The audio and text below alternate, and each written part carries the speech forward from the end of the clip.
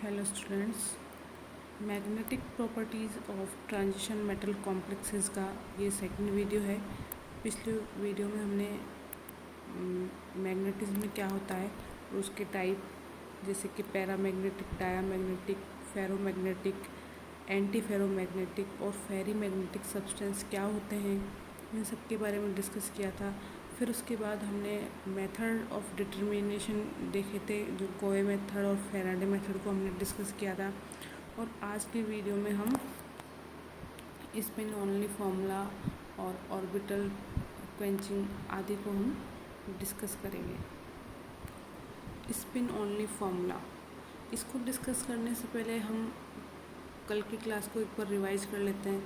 हमें पता है कि जो पैरामैग्नेटिज्म है वो अनपेयर्ड इलेक्ट्रॉन्स की प्रॉपर्टी होती है, और जो मैग्नेटिक मोमेंट है वो दो चीज़ों से मिलकर बना होता है, स्पिन एंगुलर मोमेंट और ऑर्बिटल एंगुलर मोमेंट। यानी जो नेट मैग्नेटिक मोमेंट होता है या इफेक्टिव मैग्नेटिक मोमेंट होता है उसको हम डिनोट करते हैं म्यू एस प्लस एल, यानी कि spin angular momentum plus orbital angular momentum. तो इसका फॉर्मूला यहाँ पर दिया गया है, वो है √4s into S plus one plus L into L plus one, यानी कि स्पिन एंगुलर मोमेंटम और ऑर्बिटल एंगुलर मोमेंटम दोनों के कॉम्बिनेशन से जो नेट मैग्नेटिक मोमेंट है वो हमें फाइंड आउट होता है।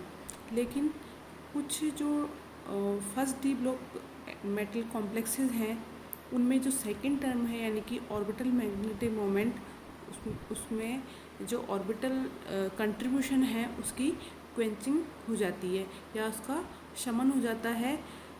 उसका रीज़न है जो लिगेंड का इलेक्ट्रिक फील्ड होता है, उसकी वजह से जो ऑर्बिटल कंट्रीब्यूशन है वो नहीं हो पाता, और यहाँ पर जो नेट मैग्नेटिक मोमेंट है वो स्पिन ओनली फॉर्मूले में कन्वर्ट हो जाता है। यानी जो एल टर्म है उसको यहाँ पर यूज़ नहीं किया जाता, और जो resultant mu spin only formula होता है वो होता है 2√s into S plus one.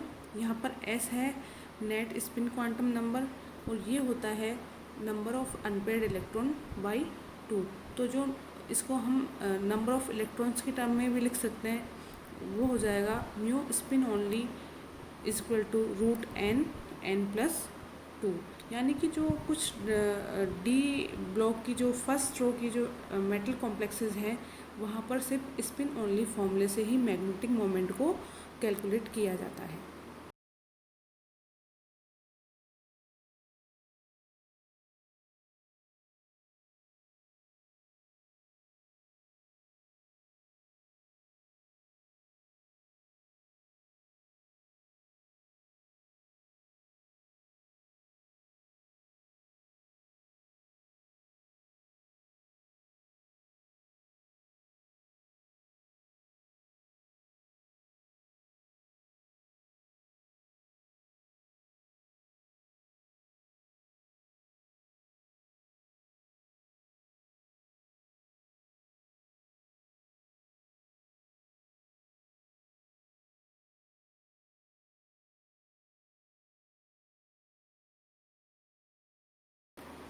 First row के जो ट्रांजिशन मेटल हैं उनके कुछ जो मैग्नेटिक मोमेंट हैं आपको इस टेबल में शो किए गए हैं। तो यहाँ पर आप देख रहे हो कि जो कैलकुलेटेड मैग्नेटिक मोमेंट है और जो एक्सपेरिमेंटल मोमेंट है वो ऑलमोस्ट सेम रेंज में है। तो ये प्रूव करता है कि जो फर्स्ट रो की जो ट्रांजिशन मेटल कॉम्प्लेक्सेस है वहाँ पर स्पिन ओनली फॉर्मूला अच्छे से वर्क करता है।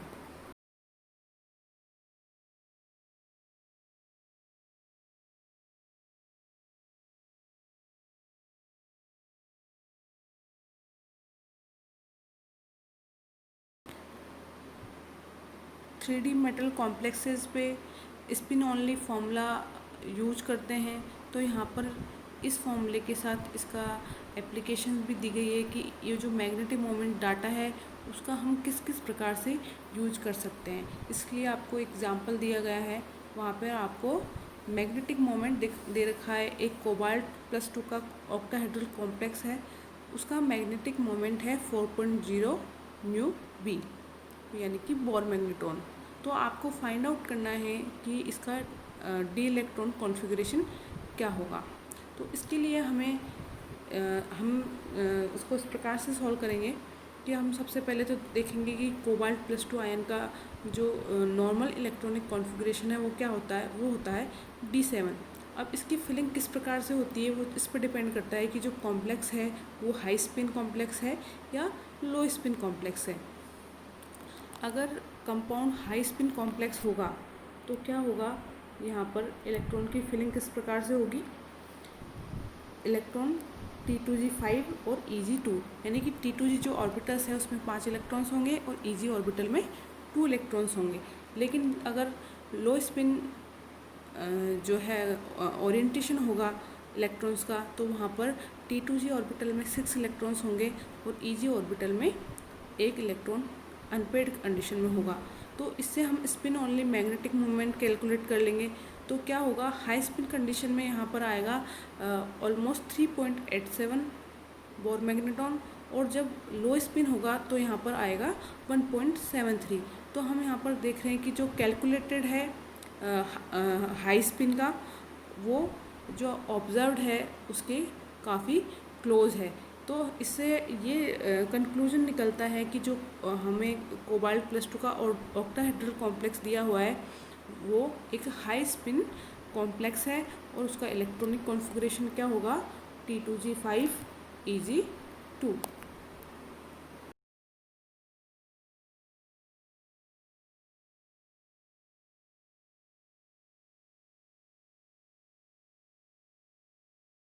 इसी प्रकार से आपको एक और एग्जांपल दिया हुआ है, यहाँ पर मैग्नीज का एक कोई कॉम्प्लेक्स है, उसका जो मैग्नेटिक मोमेंट है वो आपको दिया गया है और आपका इसका इलेक्ट्रॉनिक कॉन्फ़िगरेशन फाइंड आउट करना है।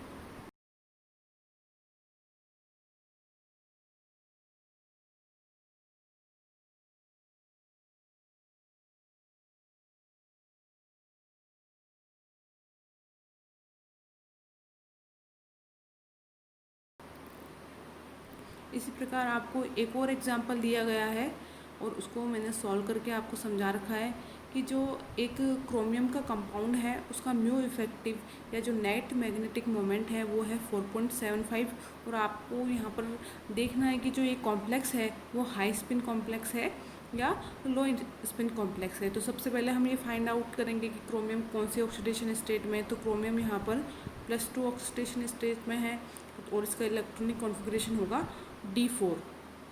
तो जब हम इलेक्ट्रॉन की फिलिंग करेंगे तो यहाँ पर देखेंगे लो स्पिन में यहाँ पर 2 अनपेयर्ड इलेक्ट्रॉन होते हैं और हाई स्पिन में यहाँ पर 4 अनपेयर्ड इलेक्ट्रॉन होते हैं। तो जब स्पिन ओनली फॉर्मूले में हम इस वैल्यू को पुट करेंगे तो हमारे पास लो स्पिन में जो मैग्नेटिक मोमेंट आता है वो आता है 2.83 और जो हाई स्पिन में मैग्नेटिक मोमेंट आता है वो है 4.90। तो हम देख रहे हैं कि यहाँ पर हाई स्पिन कॉम्प्लेक्स से जो मैग्नेटिक मोमेंट आ रहा है वो ऑब्जर्व मैग्नेटिक मोमेंट के काफ़ी क्लोज है। तो ये कॉम्प्लेक्स क्या होगा, हाई स्पिन कॉम्प्लेक्स होगा।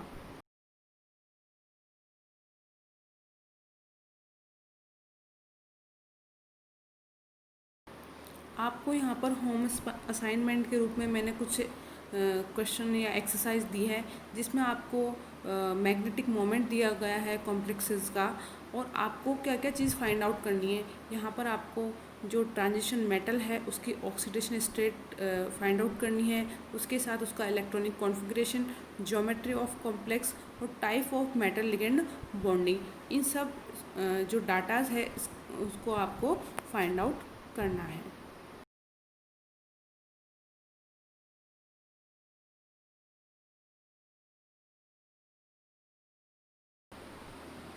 नेक्स्ट टॉपिक है हमारा orbital contribution in magnetic field, यानी कि जो मैग्नेटिक मोमेंट है उसमें ऑर्बिटल कंट्रीब्यूशन किस किस कंडीशन में होगा और किस कंडीशन में नहीं होगा।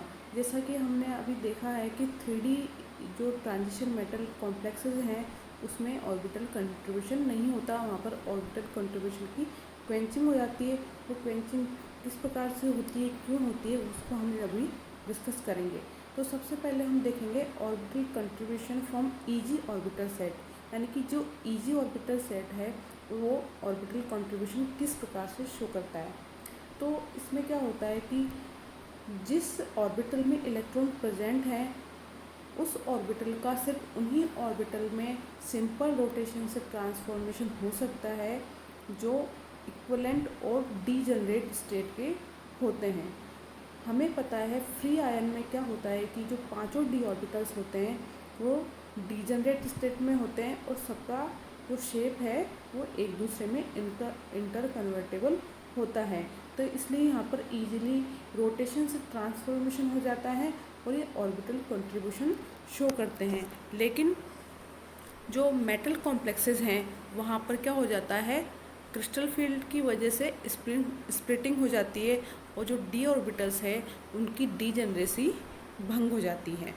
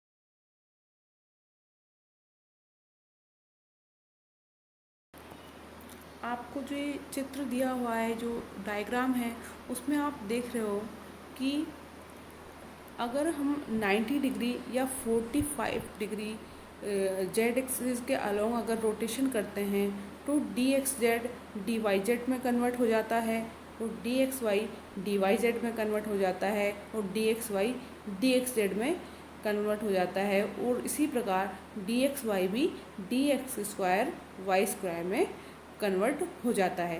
यानी कि जो D X Y D Y Z और डी जेड एक्स है, ये इनको अगर हम 90 डिग्री पे रोटेट करते हैं तो ये एक दूसरे में ट्रांसफॉर्म हो जाते हैं। और जो डी एक्स वाई है उसको अगर D X square Y square में कन्वर्ट करना है तो हमें 45 डिग्री से रोटेट करना पड़ेगा। तो इस प्रकार से हम देखते हैं कि जो इलेक्ट्रॉन अगर T2G सेट में प्रेजेंट है या T2G ऑर्बिटल्स में प्रेजेंट हैं वो अपना ऑर्बिटल कंट्रीब्यूशन देंगे ऑर्बिटल एंगुलर मोमेंट के रूप में।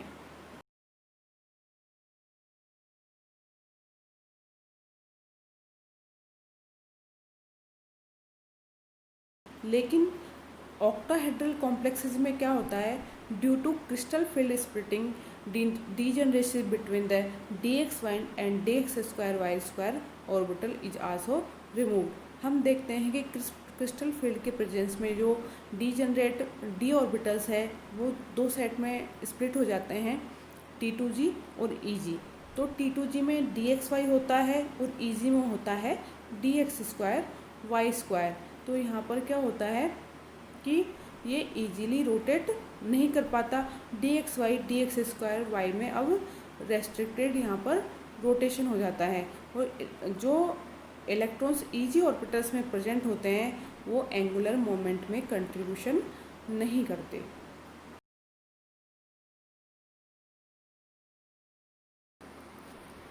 T2G सेट के जो ऑर्बिटल्स हैं D X Y, D Y Z और डी एक्स जेड, ये सब क्या होते हैं, सिमिलर एनर्जी, सिमिलर शेप और सिमिलर सिमेट्री के होते हैं। तो ये 90 डिग्री रोटेशन से एक दूसरे ऑर्बिटल में ट्रांसफॉर्म हो सकते हैं। लेकिन अगर T2G ऑर्बिटल सिंगली ऑक्यूपाइड है, मतलब कि उनमें एक एक इलेक्ट्रॉन पहले से प्रेजेंट है, तो वहाँ पर DXY orbital can not be transport into DYZ, यानी DXY का DYZ में ट्रांसफॉर्मेशन नहीं हो पाएगा, क्योंकि जो आने वाला इलेक्ट्रॉन है वो ऑलरेडी जो प्रेजेंट इलेक्ट्रॉन है दोनों का स्पिन क्वांटम नंबर सेम हो जाएगा। इसलिए जो T2G ऑर्बिटल अगर डबली ऑक्यूपाइड होंगे तो वहाँ पर ट्रांसफॉर्मेशन पॉसिबल नहीं होगा। तो हम देखते हैं कि thus only configuration which have T2G electron other than 3 or 6 electrons make orbital contribution to the magnetic moment for octahedral complexes। यानी कि T2G इलेक्ट्रॉन अगर T2G ऑर्बिटल में जो इलेक्ट्रॉन है वो 3 या और 6 के अलावा अगर प्रेजेंट है तो वहाँ पर क्या होगा, ऑर्बिटल कंट्रीब्यूशन पॉसिबल है।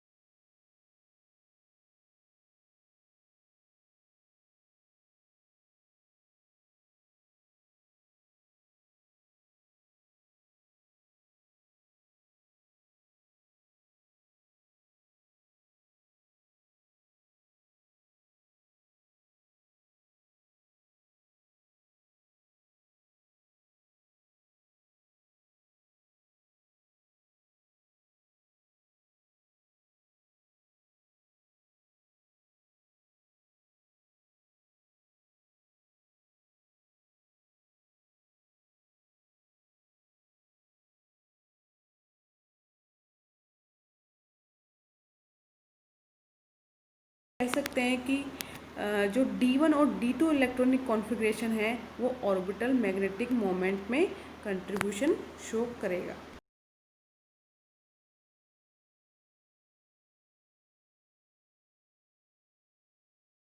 तो हम इस डायग्राम के माध्यम से समझ सकते हैं कि कौन कौन से जो इलेक्ट्रॉनिक कॉन्फ़िगरेशन है वो ऑर्बिटल कंट्रीब्यूशन शो करेंगे और कौन कौन से हैं जो नहीं करेंगे।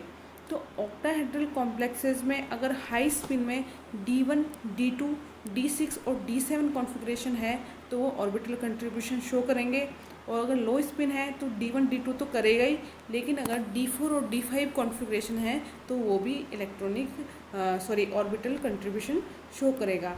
और टेट्राहेड्रल कॉम्प्लेक्सेस में D3, D4, D8 और D9 इलेक्ट्रॉनिक विन्यास वाला जो कॉम्प्लेक्सेस हैं वो ऑर्बिटल कंट्रीब्यूशन शो करेंगे।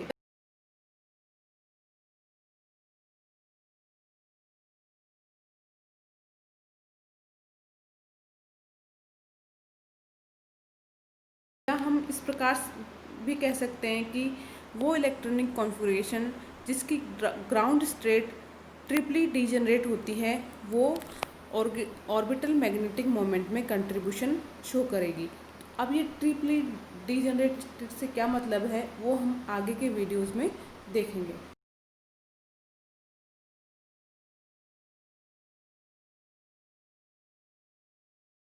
ये तो बात हो गई स्पिन ओनली फॉर्मूले का, क्योंकि किस किस कंडीशन में है जो ऑर्बिटल कंट्रीब्यूशन होता है और किस कंडीशन में नहीं होता। अब नेक्स्ट वीडियो में हम देखेंगे एलएस कपलिंग या रसेल सॉल्डर्स कपलिंग।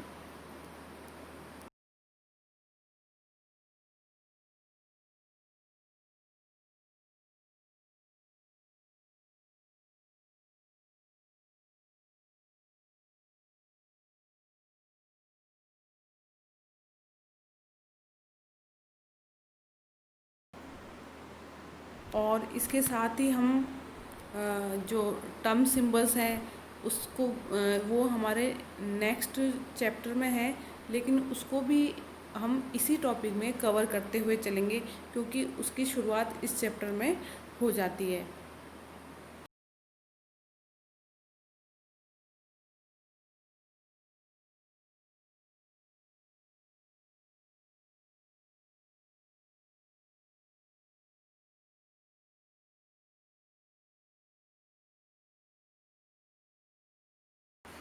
क्योंकि नेक्स्ट चैप्टर में हमें इसे दोबारा से पढ़ना पड़ेगा, इसलिए हम इसको अभी इस चैप्टर के साथ ही कंप्लीट कर लेंगे, क्योंकि इलेक्ट्रॉनिक की जो स्पेक्ट्रा है वो समझने के लिए हमें टर्म सिंबल को समझना बहुत ज़रूरी है। तो स्टूडेंट्स, जो असाइनमेंट मैंने आपको दिया है आज, मैग्नेटिक डाटा जो आपको दिया है, उससे आपको जो मैंने फाइंड आउट करने को दिया है किस प्रकार से उसका नंबर ऑफ़ अनपेड इलेक्ट्रॉन और ज्योमेट्री ये सब कैलकुलेट करनी है, वो आप ज़रूर कीजिएगा।